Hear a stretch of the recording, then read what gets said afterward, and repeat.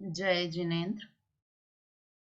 निज स्वरूप को परामरस, जामे भर्यो अपार। वंदो परमानंदमय, समय सार अविकार। कुंद कुंद मुनि चंद्रवर, अमृत चंद्र मुनीन। आत्मरसी बनारसी, वंदो पद अरविंद।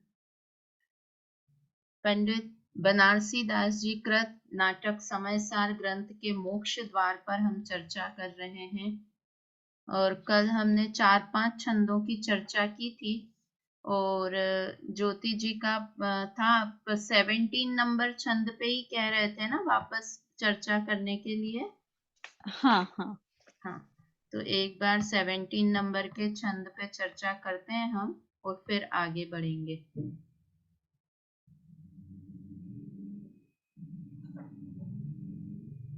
छंद बोलते हैं एक बार साथ में। 23 है छंद।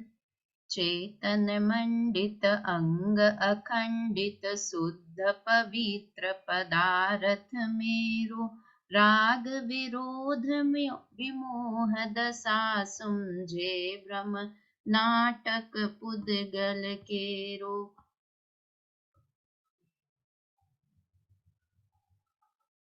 भोग संजोग वियोग विथा अवलोकि कहे, यह कर मज घेरो। हे जिनको अनुभव इह भांति सदा, तिनको परमारथ नेरो। मोक्ष मार्ग किनके निकट है, उन जीवों की यहाँ पर चर्चा की है कि मोक्ष किसके नजदीक है। तो अस्ति और नास्ति दो तरह से यहाँ पर कथन किया गया है कि पहले तो अपने को कैसा देखते हैं। चेतन मंडित अंग अखंडित शुद्ध पवित्र पदार्थ मेरो, कि मैं कैसा हूँ, चेतना गुण से सुशोभित हूँ। मंडित हूँ अर्थात सुशोभित हूँ। और मेरे अंग कैसे हैं, अखंडित हैं, मतलब मुझ में गुण है, गुण ही मेरे अंग हैं। और वो कैसे हैं, अखंडित हैं, खंड खंड रूप नहीं है। ज्ञान गुण अलग, दर्शन गुण अलग। वास्तव में इन गुणों से अलग अलग करके हम आत्मा की कल्पना भी नहीं कर सकते। अभेद पिंड है, अखंडित पिंड आत्म द्रव्य है।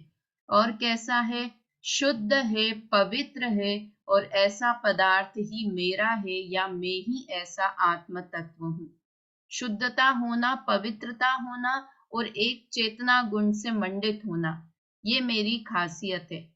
मैं ज्ञान से परिपूर्ण हूँ और साथ में शुद्ध भी हूँ। इससे ज्यादा वास्तव में मुझे और कुछ चाहिए भी नहीं। और बाहर से देखेंगे तो मैं कैसा हूँ, कि किससे रहित हूँ, नास्ति से कथन करेंगे तो राग द्वेष मोह की दशा है। उसे कैसा समझते हैं, जो मोक्ष मार्ग में प्रवेश करते हैं वो जीव राग द्वेष और मोह को पुद्गल का नाटक समझते हैं, है ना। भ्रम पूर्वक नाटक है, ये राग द्वेष मोह के परिणाम हो रहे हैं, ये सब पुद्गल। देखो इसमें दो चीजें हैं, राग द्वेष मोह के परिणाम होते भी पुद्गल के निमित्त से हैं और इनका जन्म भी पुद्गल के निमित्त से होता है। क्या दो बातें कही। एक तो पुद्गल का नाटक कहा ना, तो इसमें नाटक की राग कब उत्पन्न होगा, जब हम किसी पर का या पुद्गल का संयोग करेंगे, है ना। पुद्गल का मतलब या अजीव का कह दें कि मेरे अलावा अन्य द्रव्य का संयोग करेंगे तो मुझे राग द्वेष मोह के परिणाम होंगे। और दूसरी बात, पुद्गल का नाटक क्यों है, क्योंकि राग द्वेष मोह भाव पुद्गल कर्म के निमित्त से होते हैं।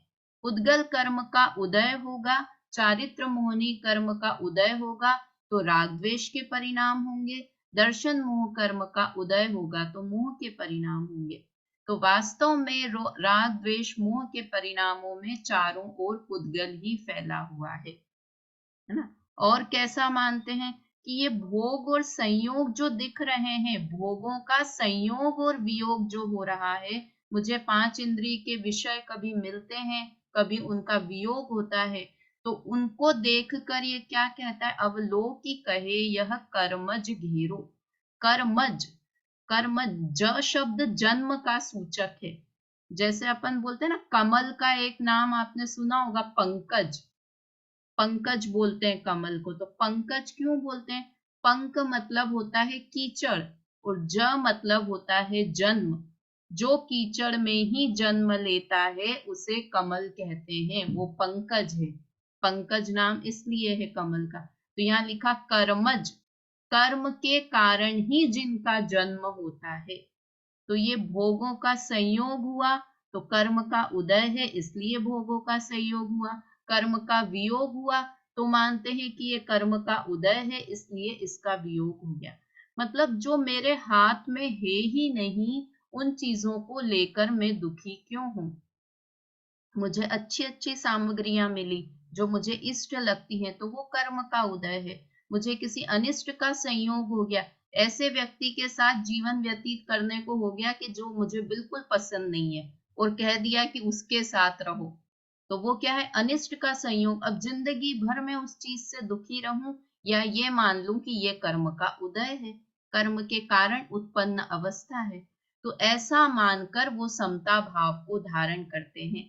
एह जिनको अनुभव, जिनको अनुभव इह भांति, जिनका इस तरह का अनुभव है, जो इस तरह वस्तु के स्वरूप को विचार करते हैं, उनको सदा तिनको परमार्थ नेरो, उनके हमेशा मोक्ष उनके समीप रहता है, या वो मोक्ष मार्ग में आगे बढ़ते जाते हैं।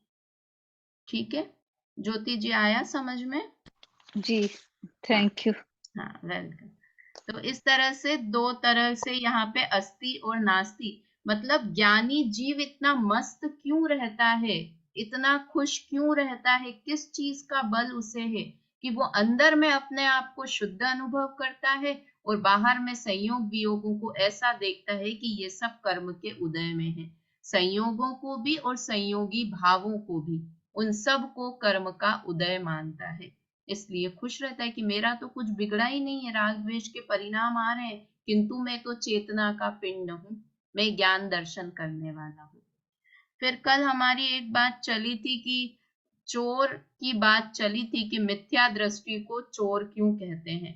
वास्तव में कितना सटीक बात कही कि अगर मैं पर द्रव्य को अपना मानूं तो मैं चोर हूं, क्योंकि एक सिद्धांत है, पर को अपना जो भी मानता है वो व्यक्ति चोर है। संसार में भी ऐसा है, तो मोक्ष मार्ग में भी यही परिभाषा है कि अगर मैं पर द्रव्य को अपना मानता हूं। देखो, हम चोर तो कब कहते हैं कि कोई चीज रखी हुई है उसे ग्रहण कर लेता है, उठा लेता है, वो चोर है। किंतु यहाँ पर मिथ्या दृष्टि चोर कब है कि वो पर वस्तु को ग्रहण करता है। ग्रहण का अर्थ क्या, ये लिखा है ना, पर की संगति सो रचे। तो संगति का मतलब समझना, चार प्रकार की बुद्धियां, पर में एकत्व करे, पर में ममत्व करे, पर का कर्ता अपने को माने, और पर का भोक्ता अपने को माने। ये पर का संग करना हुआ। अगर वो चारों चीजें करता है कि कोई मुझे परिवार का कोई एक सदस्य है, वो बहुत प्रिय है, तो वो मेरा है, मैं उसका हूँ, और मैं उसके काम करता हूँ, मैं अपने बच्चों के काम करता हूँ, मुझे बच्चे सुखी दुखी करते हैं। तो ये चारों चीजें, हर वस्तु में जब हम पर को अपना मानते हैं तो ये चारों बुद्धियां होती ही होती है। पर को ग्रहण करना, पर का संयोग करना, जब भी ऐसा शब्द आता है तो इसका मतलब ही ये होता है कि पर में ये चारों प्रकार की बुद्धियां करना, कि ये मेरे हैं, मैं इनका हूं, मैं इनका करने वाला हूं, मैं इनके फल को भोगने वाला हूं।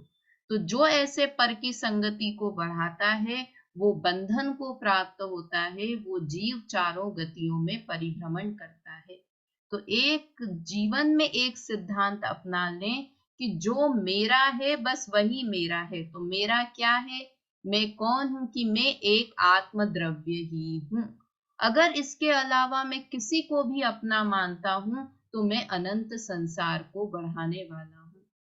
और जीवन में सुखी रहने का, संसार में भी रहना है तो सुखी रहने का यही मंत्र है। ज्यादा एक्सपेक्टेशन करेंगे परिवार के लोगों से, पर द्रव्य से, यहाँ तक कि इस शरीर से भी एक्सपेक्टेशन करेंगे तो दुख ही होंगे, दुखी ही होंगे, क्योंकि ये अपने अनुसार चलने वाले नहीं है। क्यों नहीं चलने वाले हैं? क्योंकि ये पर द्रव्य है ना। ये शरीर भी पर द्रव्य है, मेरे हिसाब से नहीं चलने वाला है, ये कर्म के उदय के अनुसार चलेगा। तो ऐसा जो निज सत्ता में मगन सहज मुक्त सो होई, और जो अपनी सत्ता में मग्न रहता है, जो मेरे पास है वो पर्याप्त है, ऐसा मानकर जो अपने में मग्न रहता है, उसे बहुत आसानी से मुक्ति की प्राप्ति हो जाती है, ऐसा यहाँ पर कहा। अब आगे आज हमको 20 नंबर के छंद से चर्चा प्रारंभ करनी है।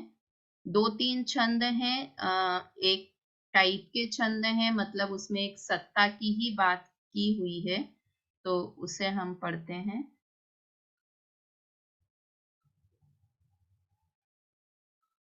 द्रव्य और सत्ता का स्वरूप 20 नंबर का है, दोहा है, यहां से एक साथ पढ़ते हैं।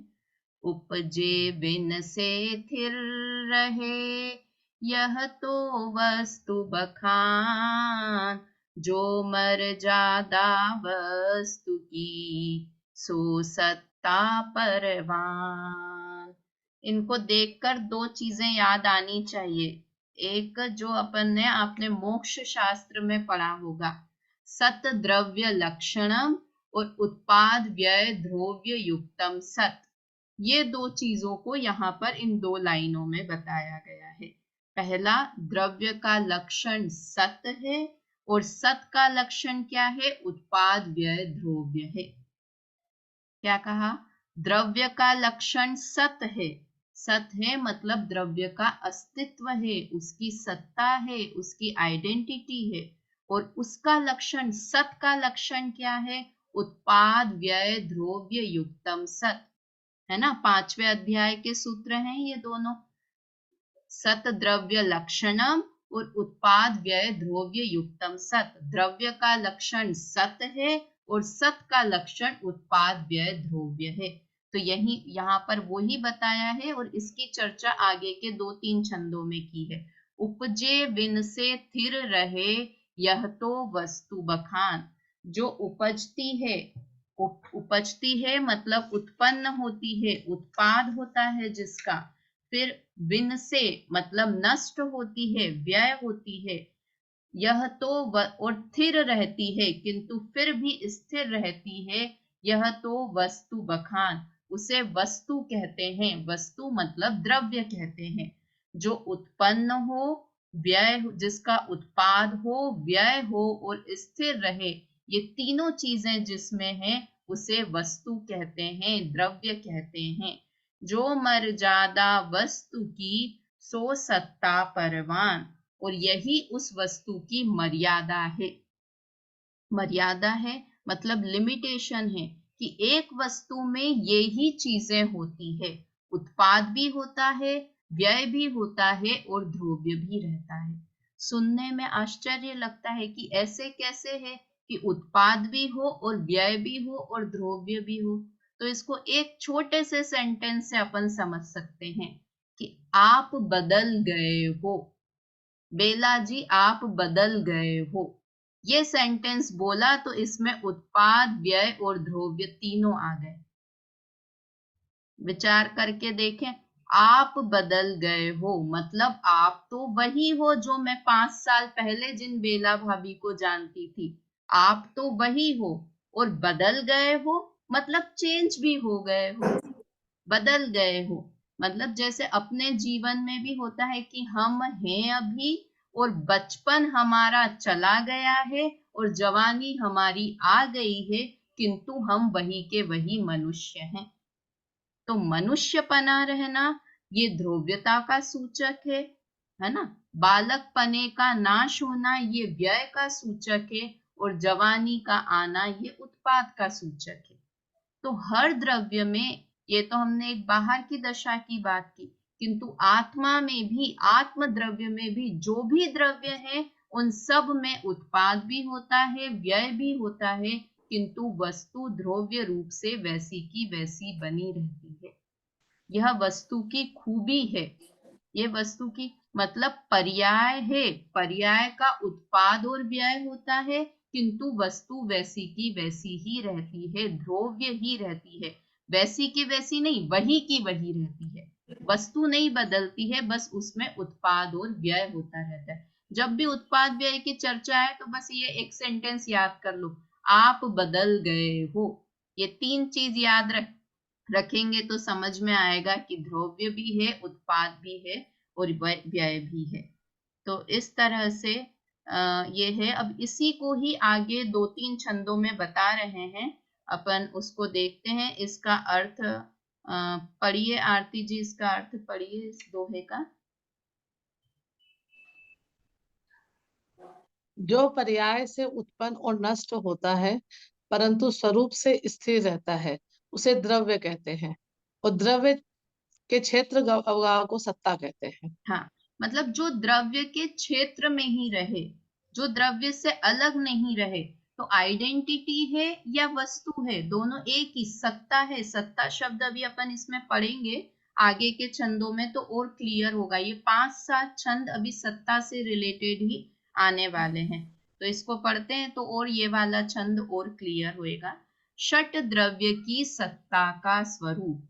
अब यहाँ पर ये 6 द्रव्य बता रहे हैं कि 6 ही द्रव्यों की सत्ता है, अस्तित्व है, उनकी आइडेंटिटी है। सत्ता अस्तित्व किसे कहते हैं? आधार कार्ड बना हुआ है ना, आपका आधार कार्ड, वो क्या है? आपकी सत्ता की पहचान है। अगर आपने आधार कार्ड दिखा दिया तो आप हो, आप कोई व्यक्ति हो, ऐसी मोहर लग गई उस चीज पर, आपने आधार कार्ड बता दिया। तो ऐसे द्रव्य की मोहर क्या है कि वो सत रूप है, उसकी सत्ता है, उसकी आइडेंटिटी है। कोई हवा में बात नहीं है कि जीव द्रव्य कोई है, सत्ता नहीं है, उसका अस्तित्व नहीं है। उसका अस्तित्व है, जीव द्रव्य का अस्तित्व है। वो हमें आंख से दिखाई नहीं दे। हमें सिर्फ अस्तित्व किसका लगता है कि पुद्गल द्रव्य का अस्तित्व है, क्योंकि वो हमें आंख से दिखाई देता है। किंतु यहाँ कह रहे हैं 6 ही द्रव्य का अस्तित्व है। क्यों है? क्योंकि उसमें उत्पाद व्यय और ध्रुव्यपना है, इसलिए उसका अस्तित्व है। अस्तित्व होने की निशानी क्या है? जैसे हमारे अस्तित्व होने की क्या निशानी हम भारतीय कि हमारे पास हमारा आधार कार्ड है, वैसे ही द्रव्य सत है, द्रव्य का अस्तित्व है। इस चीज को हम कैसे प्रूव करेंगे कि उसमें उत्पाद व्यय और ध्रुव्य होता है, इसलिए उस वस्तु का अस्तित्व है, उसकी आइडेंटिटी है ना। अब यहाँ बता रहे हैं षट द्रव्य की सत्ता का स्वरूप। बोलते हैं एक साथ, सवैया इक्तिसा है। लोकालोक मान एक सत्ता है, आकाश दर धर्म दर्व एक सत्ता, लोक परमिति है। लोक परवान एक सत्ता है, अधर्म दर्व काल के अनु असंख्य सत्ता अगणिति है। बुद्धगल शुद्ध परवानु की अनंत सत्ता, जीव की अनंत सत्ता, न्यारी न्यारी छिति है। को सत्ता काहू सो न मिली, एक में होई तबे असहाय यो अनादि की स्थिति है। देखो इसमें 3-4 चीजों के नाम आ रहे हैं। एक असंख्य शब्द आ रहा है, एक अनंत शब्द आ रहा है, और एक आ रहा है। एक है, फिर यहाँ पर आ रहा है असंख्य है, और इधर आ रहा है अनंत है। तो एक, असंख्य और अनंत में क्या अंतर है? मुख्य रूप से असंख्य और अनंत में क्या अंतर है? असंख्य का मतलब होता है जिसे हम काउंट नहीं कर सकते, है ना। जैसे 10, 100, 1000, लाख, ऐसे कहीं तक तो गिनती है ना, एंड करोड़, 10 करोड़, खरब, अरब, जो भी होता है, उसके बाद कहीं तो काउंटिंग खत्म हो जाती है। इसको ऐसे समझाते हैं कि एक हमारे पास टेबल है, उस टेबल पर बहुत सारा सामान रखा हुआ है, बहुत सारी चीजें रखी हुई है। तो हम उसे गिनना, उस टेबल पे से, एक टेबल पे से हमने गिनना शुरू किया, 1, 2, 3, 4, तो जहां तक हम गिन पाए उसे तो कहेंगे संख्यात, है ना। फिर अब एक के बाद काउंटिंग खत्म हो गई, हमें याद ही नहीं हम मतलब कहाँ तक काउंट करें, खत्म हो गई। किंतु वो वस्तु अभी भी हम उठा उठा के एक स्थान से दूसरी, एक टेबल से दूसरी टेबल पर रख रहे हैं।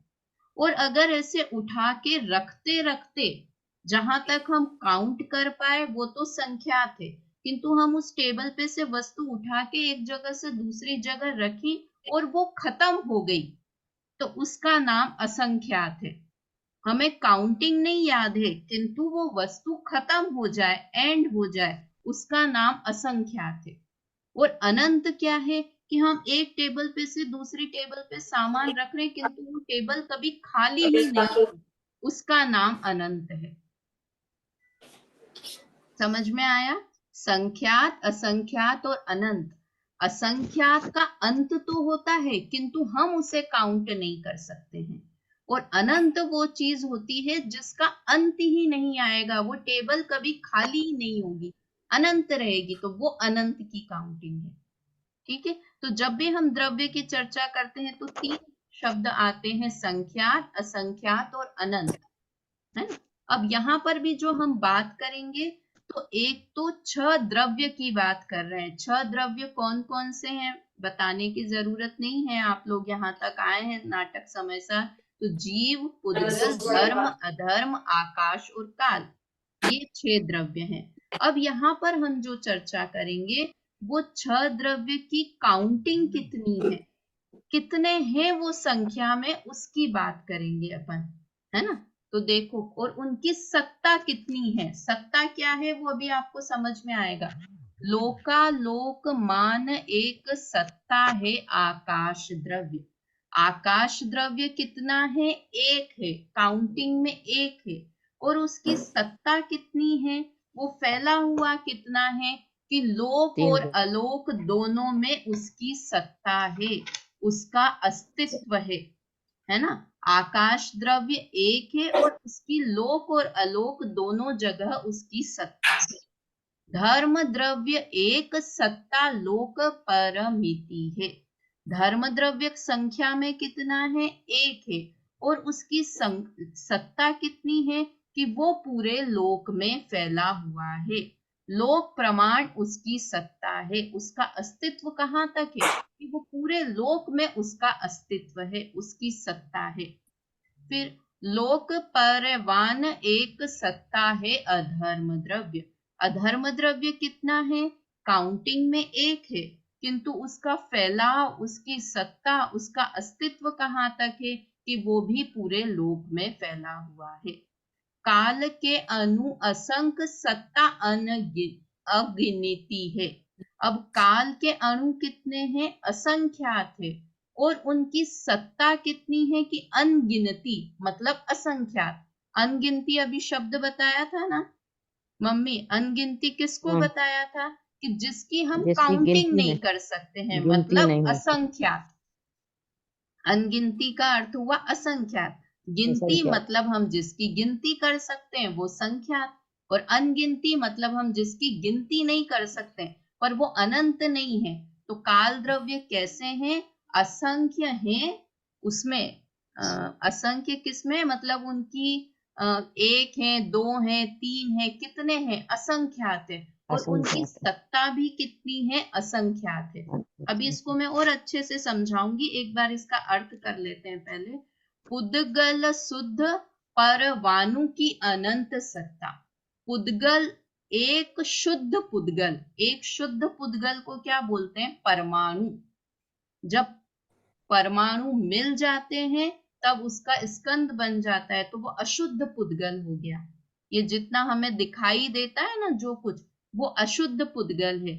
शुद्ध पुद्गल क्या है, एक परमाणु रूप है, किंतु जब 2-3 परमाणु आपस में मिल जाते हैं, बहुत सारे परमाणु मिल जाते हैं, तो वो स्कंद बन जाते हैं, और वो उसका अशुद्धता हो गई उसकी। तो पुद्गल एक शुद्ध परमाणु है, उसकी सत्ता कितनी है, अनंत, वो संख्या में भी अनंत है और उनकी सत्ता भी अनंत है।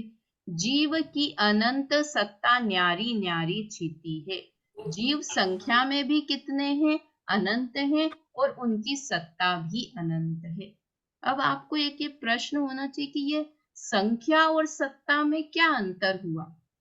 अभी अपन जो ये बात कर रहे थे ना कि एक है, आकाश एक है और उसकी सत्ता भी एक है, काल असंख्य है और उनकी सत्ता भी असंख्यात है। मतलब जैसे एक ये कालाणु है और ये दूसरा कालाणु है, तो ये दो हुए, ये तो इनकी संख्या हुई, किंतु इनकी आइडेंटिटी भी दो हुई। मतलब इसका अपना अस्तित्व है और इसका अपना अस्तित्व है। क्या कहा?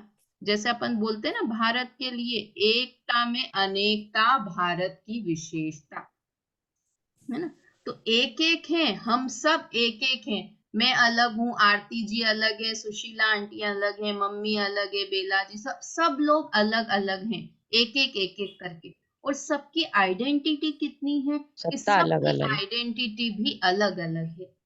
सबका अपना अपना अस्तित्व है। यहाँ पर वो सत्ता को स्वीकार करा रहे हैं कि मैं पुद्गल मेरे पास आ जाए, मेरे में मिल जाए, जीव मेरे पास आ जाए, कोई अन्य जीव और मेरे में मिल जाए, ऐसा नहीं हो सकता। सबका अपना अपना अस्तित्व है, सत्य है। समझ में आ रहा है सुशीला आंटी क्या बताना चाह रही हूँ मैं? दो चीजें हैं कि एक तो उनकी संख्या कितनी है, कि संख्या जितनी भी अपन अभी करेंगे, संख्या एक है कितनी, कि जीव कितने हैं, अनंत। पुद्गल अनंत, अभी संख्या की बात करते हैं। 6 द्रव्य में जीव कितने, अनंत हैं। इस पूरे संसार में, पूरे लोक में जीव कितने हैं, कि अनंत जीव हैं ना। इसलिए अनंत जीव क्यों है कि ऐसे कहते हैं कई लोग कि तुम धर्म क्यों नहीं करते हो, किसी से पूछा तो बोले अगर हम सब धर्म कर लेंगे, सब मोक्ष में चले जाएंगे, तो ये संसार का क्या होगा, संसार खाली हो जाएगा। इसलिए मैं तो संसार में रहना चाहता हूँ, आप लोग सब मोक्ष चले जाओगे, ऐसे हंसी करते हैं मतलब वो धर्म करने वाले कि सब धर्म करके मोक्ष में चले जाओगे तो इस संसार का क्या होगा। इसलिए हम जैसे लोग हैं वो संसार में रहेंगे। तो उसका क्या समाधान है कि अनंत है जीव, अनंत सिद्ध आज तक हो गए हैं, किंतु अनंत संसारी अभी भी संसार में मौजूद है। अनंत कहते ही उसे हैं कि जिसका कभी भी अंत नहीं हो। अनंत जीव सिद्ध बन जाएंगे, किंतु फिर भी जीव खत्म नहीं होंगे संसार में, इसका मतलब है अनंत, है ना। तो जीव कितने हैं, अनंत। पुद्गल कितने हैं, अनंतानंत। जितने जीव हैं उनसे भी डबल समझो, अनंतानंत। अभी हम किसकी बात कर रहे हैं, संख्या की बात कर रहे हैं। संख्या में जीव कितने हैं कि हम एक एक को देखने जाएंगे, भारत में, अमेरिका में, निगोद में, तिर्यंच में, देवगति में, नरक में, तो हमने काउंटिंग की तो जीव कितने हैं, अनंत हैं। संख्या की बात कर रहे हैं। पुद्गल कितने हैं, अनंतानंत हैं। धर्म द्रव्य कितने हैं कि एक है धर्म द्रव्य, एक है, मतलब वो तीनों लोक में चादर की तरह फैला हुआ है, किंतु एक है वो, है ना। संख्या में कितना है, एक है, पूरा फैला हुआ है। अधर्म द्रव्य कितने हैं, एक है, वो भी पूरे लोक में एक चादर की तरह एक फैले हुए हैं। आकाश कितना है, आकाश तो दो होते होंगे, एक लोकाकाश में, एक अलोकाकाश में। तो ऐसा नहीं है, आकाश एक ही है, पूरा फैला हुआ है चादर के जैसा। तो लोकाकाश हिस्सा कैसे हो गया कि जहां पर 6 ही द्रव्य हैं, उस हिस्से को हम लोकाकाश कहने लगे, और जहां पर सिर्फ आकाश द्रव्य है उसे हम अलोकाकाश कहने लगे। तो वो है तो एक ही द्रव्य, आकाश में ऐसे दो टुकड़े नहीं हैं, ठीक है। तो आकाश द्रव्य भी एक है। और काल कितने हैं कि असंख्यात हैं, काल अनुरूप में है और वो असंख्यात है। ये इनकी संख्या हुई। अब इनका अस्तित्व, इनकी सत्ता कैसी है कि जिनकी सत्ता है सबकी अलग अलग सत्ता है। जैसे जीव अनंत हैं तो उनकी सत्ता अनंत रूप है। क्या कहा, जीव अनंत हैं तो अनंत द्रव्यों की ऐसा नहीं है कि वो जीव हैं तो हम सारे जीवों को मिला के एक कर दें, एक नहीं कर सकते। उनका सबका अपना अपना अस्तित्व है, उन सबकी अपनी अपनी आइडेंटिटी है। तो जीव अनंत है तो उनकी सत्ता भी अनंत है। काल असंख्यात है तो उनकी सत्ता भी असंख्यात है। ये हमको लगता है सत्ता शब्द क्या महत्वपूर्ण है, क्या खास है इसमें, वही बोल दो ना, उतनी संख्या है उतना ही सत्ता है। नहीं, सत्ता शब्द में बहुत वजन है, उसका अस्तित्व है, वो उसकी पहचान। हर द्रव्य की अपनी अपनी पहचान है। मेरी अपनी पहचान है, आपकी अपनी पहचान है, पुद्गल की अपनी पहचान है, अपना अस्तित्व है, वजूद है। अपन बोलते हैं ना, हम किसके लिए इतना झगड़ा कि अरे घर में क्या मेरा कोई वजूद समझता ही नहीं है, क्यों, मैं तो दिन भर इतना काम करती हूँ, घर के लिए इतनी देखभाल करती हूँ, इतना समय लगाती हूँ और कोई मुझे पूछता ही नहीं है। मेरा सत्ता ही, मैं हूं ही नहीं, कमरे में पड़ी हुई हूँ तो पड़ी हुई हूँ, कोई पूछने भी नहीं आता है। तो क्या मेरा अस्तित्व नहीं पहचानते, मेरी सत्ता को रिकॉग्नाइज नहीं करते हैं? तो ये जितने भी द्रव्य हैं उन सबका अस्तित्व है, उन सबकी सत्ता है, और वो कभी भी मिलकर एक नहीं हो जाएंगे, अलग अलग ही रहेंगे, है ना। इसलिए उनका अलग अलग अस्तित्व यूं बताया है। देखो, काऊ सत्ता कऊ सोना मिली एक मेक होई, कोई भी सत्ता दूसरी सत्ता से मिलकर एक में एक नहीं होगी। अगर क्या हो, मिलने लग जाए सुशीला आंटी, तो क्या हो कि ये पूरा है ना लोक एक गोला बन जाए, फिर तो किसी का अस्तित्व ही नहीं रहे। मतलब वो अगर एक मिल सकता है तो अनंत भी आपस में मिल सकते हैं, कि इतनी छूट दे दो बस कि मैं और मेरे हस्बैंड एक हैं, बस हमारा जन्म जन्म का साथ है, हम एक में एक हैं। तो दो एक हुए ना, तो हर कपल ये कहेगा कि हम भी एक में एक हैं, हम भी एक ही हैं। तो वास्तव में ऐसा होता नहीं है ना। सबकी अपनी अपनी सत्ता है, कोई किसी में मिलकर एक नहीं होता। सबे असहाय यूं अनादि ही की स्थिति है। सभी असहाय हैं। असहाय का मतलब दीनता वाला असहाय नहीं, असहाय है मतलब किसी को किसी की सहायता की जरूरत ही नहीं है। मुझे नहीं चाहिए अपनी सत्ता, अपना अस्तित्व रखने के लिए कि कोई मुझे दूसरा सपोर्ट करे, है ना। ये आजकल जितने महिलाओं के होते हैं ना कि महिलाएं अपना अस्तित्व, तो मेरा भी वजूद है, मैं किसी पे डिपेंडेंट नहीं हूँ, मैं इंडिपेंडेंट हूँ, अपना कमाती हूँ, अपना चलाती हूँ, मेरे अपना अस्तित्व है, मेरा अपना वजूद है। तो यहाँ कह रहे हैं हाँ हाँ सही बात कह रही हो तुम एक द्रव्य हो और तुम्हारा वजूद है, तुम्हें किसी की सहायता की जरूरत नहीं। ये महिलाएं तो अभी लड़ झगड़ रही है, ये तो हमारे आचार्य तो तब से कह के आ गए हैं कि हाँ तुम्हारा अस्तित्व है, तुम्हारा वजूद है, तुम किसी पे किसी के भरोसे नहीं हो, किसी की सहायता की जरूरत नहीं है ना। वास्तव में अगर हम ऐसा मानने लगे तो कितने बेफिक्र हो जाएं, किसी की सहायता की मुझे जरूरत नहीं, मैं बूढ़ी हो गई, मुझे किसी ने नहीं संभाला, कोई मुझे हॉस्पिटल नहीं ले गया, अरे जरूरत नहीं है, असहाय हो तो किसी की सहायता की जरूरत नहीं है ना। हर जगह से ये कि मैं असहाय हूं, मुझे किसी की, और ये अनादि ही की स्थिति है, अनादि की ऐसी ही स्थिति है। अच्छा क्या हो जाएगा अगर हम मम्मी बुढ़े हो गए, हमको कोई अस्पताल ले जाने वाला नहीं मिला, तो क्या होगा? और कोई मिल कुछ नहीं गया होगा, तो क्या होगा? मिल गया तो कुछ भी नहीं। बचाने वाला नहीं है, नहीं मिला तो भी बचाने मेरा तो भी वाला नहीं है, बचाना, अगर आयु पूर्ण हो गई तो। मेरा उदय उदय में होएगा जो हो जाएगा। हाँ, इसलिए मुझे किसी की सत्ता की, किसी की सहायता की जरूरत नहीं है। जैसे मुझे जरूरत नहीं है, वैसे ही अन्य द्रव्य को भी मेरी जरूरत नहीं है। हर द्रव्य अपने में मगन, हर द्रव्य अपने में मगन है, अपने में परिपूर्ण है, अपनी सत्ता लिए हुए है, वो अटैची ले जाओ। है ना। बेफिक्री का एक और महामंत्र है ये, कि मेरी सत्ता है और अन्य द्रव्य जितने भी इस संसार में द्रव्य हैं उन सब की भी सत्ता है ना। पढ़िए ज्योति जी, इसका अर्थ पढ़िए।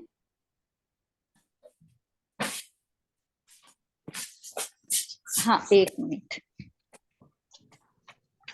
आकाश द्रव्य एक है, उसकी सत्ता लोक आलोक में है। धर्म द्रव्य एक है, उसकी सत्ता लोक प्रमाण है। अधर्म द्रव्य भी एक है, उसकी सत्ता भी लोक प्रमाण है। काल के अणु असंख्यात हैं, उनकी सत्ता असंख्यात है। पुद्गल द्रव्य अनंतानंत हैं, उनकी सत्ता अनंतानंत है। जीव द्रव्य अनंतानंत हैं, उनकी सत्ता अनंतानंत है। इन छहों द्रव्यों की सत्ताएं जुदी जुदी हैं। कोई सत्ता किसी से मिलती नहीं और न एक में एक होती है। निश्चय न में कोई किसी के आश्रित नहीं, सब स्वाधीन है। ऐसा अनादिकाल से चला आ रहा है। देखो यहाँ पर एक शब्द अपन ने अभी बात की थी कि जीव द्रव्य अनंत है, और यहाँ पर कह रहे हैं जीव द्रव्य अनंतानंत है। तो अनंत और अनंतानंत में क्या अंतर है सुशीला आंटी? कुछ अंतर है अनंत और अनंतानंत में? बेला भाभी, कुछ अंतर है अनंत और अनंतानंत में? कुछ नहीं। अंतर है बेला भाभी? अनंत को अनंत से गुणा करते तो अनंतानंत हो जाता है वैसे। और अनंत में अनंत का भाग दे देंगे तो क्या होगा? डिवाइड कर देंगे। या अनंत में से मैं अनंत को माइनस कर दूं सुनीता आंटी, तो क्या होगा? तो भी अनंत ही तो भी रहेगा। अनंत ही होगा। हाँ, एक्चुअली अनंत एक ऐसा शब्द है कि अनंत में अगर आप अनंत प्लस कर दो तो भी अनंत रहेंगे, अनंत में से अनंत माइनस कर दो तो भी अनंत रहेंगे, अनंत में अनंत का डिवाइड कर दो तो भी अनंत है, और अनंत में अनंत का गुना कर दो तो भी अनंत है। ये कहने तो फिर का ये शब्द है अनंतानंत क्यों लिखा है यहाँ अनंतानंत। पे? वास्तव में कहने ये का फिर ये शब्द अनंत, है, वास्तव में अनंत मतलब अनंत ही होता है, कहने मात्र पर के लिए पुद्गल के कि लिए अपन अक्सर अनंतानंत लिखते हैं ना या बोलते हैं, तो फिर उसका मतलब वही अनंत ही होता है, उसका मीनिंग अनंत ही होता है, मतलब उसके मूल अर्थ में जाएंगे, किंतु ये बताने के लिए कि पुद्गल जीव से और ज्यादा अधिक हैं। वास्तव में अनंत तो वही है जिसका अंत नहीं होता है, तो वो बताने के लिए कि भाई वो और अनंत से भी ज्यादा है, ये बताने के लिए अनंतानंत शब्द है। वास्तव में अनंत और अनंतानंत शब्द में कुछ ऐसा फर्क है नहीं, है ना? क्योंकि हम अनंत है ही वो कि जिसका अंत नहीं होता है, उससे ज्यादा और क्या बड़ी संख्या हो गई। तो यहाँ पर जो बात बताई गई इस छंद में, वो ये बताया गया है कि सबकी संख्या अलग अलग है और सब द्रव्यों का अस्तित्व भी अलग अलग है। सत्ता शब्द बहुत इंपॉर्टेंट है। देखो, सम्यक दर्शन करने का एक छोटा, सबसे छोटा शब्द बता दूं क्या है? सम्यक दर्शन करना है तो मेरी सत्ता है। बस सम्यक दर्शन के लिए इतना छोटा सा शब्द याद रख लो, मेरी सत्ता है। सुनीता आंटी, मेरी सत्ता है, इतना बोला ना, इसका मतलब है मेरी आइडेंटिटी है, मेरा अस्तित्व है, मुझे किसी की सहायता की जरूरत नहीं है, मैं अपने आप में परिपूर्ण तत्व हूँ। बस यही करना है हमें, ये